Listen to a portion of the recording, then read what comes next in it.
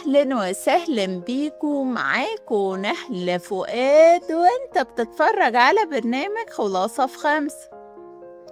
تخيل معايا المشهد ده.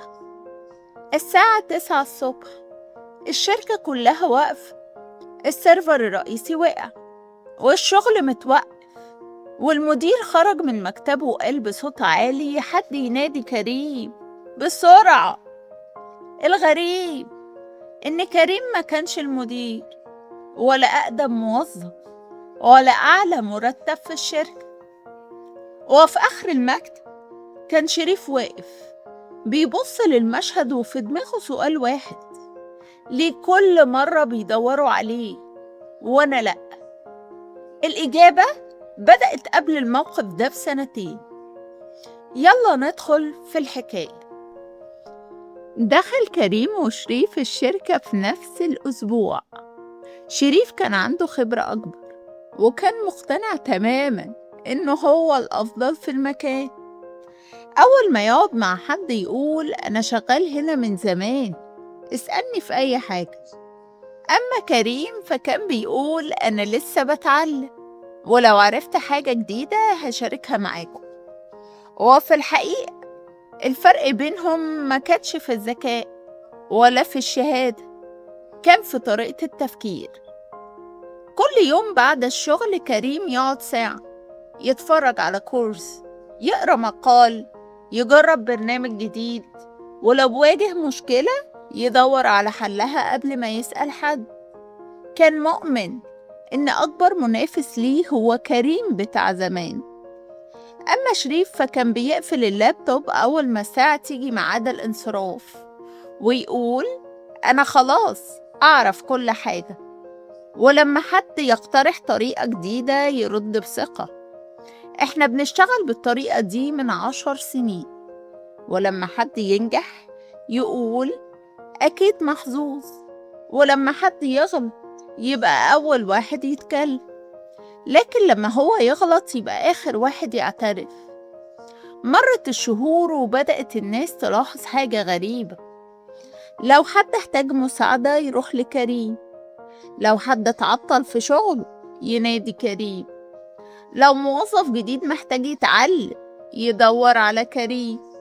مش لأنه بيعرف كل حاجة، لكن لأنه كان بيحب يعلم اللي يعرفه. كان فاهم إن نجاح غيره مش هيقلل من نجاحه. أما شريف فكان شايف كل شخص ناجح منافس، وكل فكرة جديدة تهديد.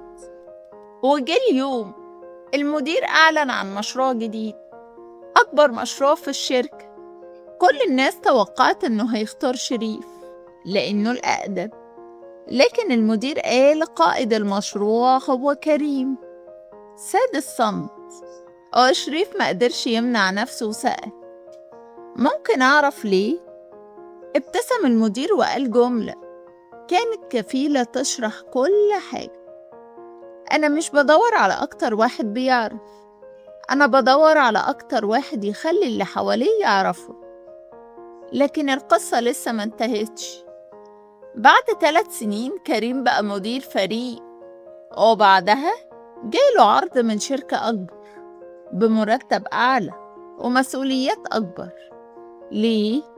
لأن السوق ما كانش بيدفعله على عدد السنين اللي اشتغلها، السوق كان بيدفعله على قيمة المشاكل اللي يقدر يحلها. أما شريف فكان لسه بيكرر نفس الجملة: أنا أقدم منه. لكن السوق عمره ما سأل مين أقدم، السوق سأل مين هيضيف قيمة. ودي حقيقة اللي ناس كتير قوي بتفوتها. احنا بنفتكر ان الفلوس بتيجي مع الوقت، لكن في الحقيقة الفلوس بتيجي مع القيمة. كل مهارة جديدة بتتعلمها بتزود قيمتك، كل مشكلة بتعرف تحلها بتزود فرصك، كل شخص بيثق في شغل بيفتح لك باب جديد. عشان كده دخلك مش بيتحدد بعدد ساعات شغل، دخلك بيتحدد بعدد المشاكل اللي تقدر تحلها وبالقيمة اللي تقدر تضيفها في أي مكان تكون فيه. ولو رجعنا لأول سؤال: ليه المدير نادى كريم؟ الإجابة: لأن كريم كان بيستثمر في نفسه كل يوم، وكل ساعة اتعلم فيها رجعت له بعد كده في صورة ثقة وفرص وترقيات ودخل أعلى. أما شريف فكان بيستثمر وقته في مقارنة نفسه بالناس وفي إثبات إنه الأفضل. في النهاية خليني أقولك على حاجة: في الشغل هتقابل ناس تشجعك وناس تتجاهل وناس يمكن يضايقها نجاح، لكن اسأل نفسك السؤال الأهم: أنا كل يوم بقيت أفضل من امبارح؟ لأن اليوم اللي هتبطل فيه تتعلم هو اليوم اللي هتبدأ فيه قيمتك تقل، حتى لو خبرتك بتزيد. وفي النهاية لو عايز دخل أكبر ما تسألش الشركة هتزودني كام، اسأل أنا بقيت أستحق كام. لأن النجاح المالي مش بيبدأ في البنك، النجاح المالي بيبدأ في عقل. أنا نهلة فؤاد، ودي كانت خلاصة النهاردة. استناني كل جمعة، وما تنساش تعمل لايك وتشترك وتفعل الجرس عشان تكمل معايا الرحلة. وافتكر دايما شعارنا: أفكار مركزة في وقت محدود. أشوفكم الحلقة الجاية.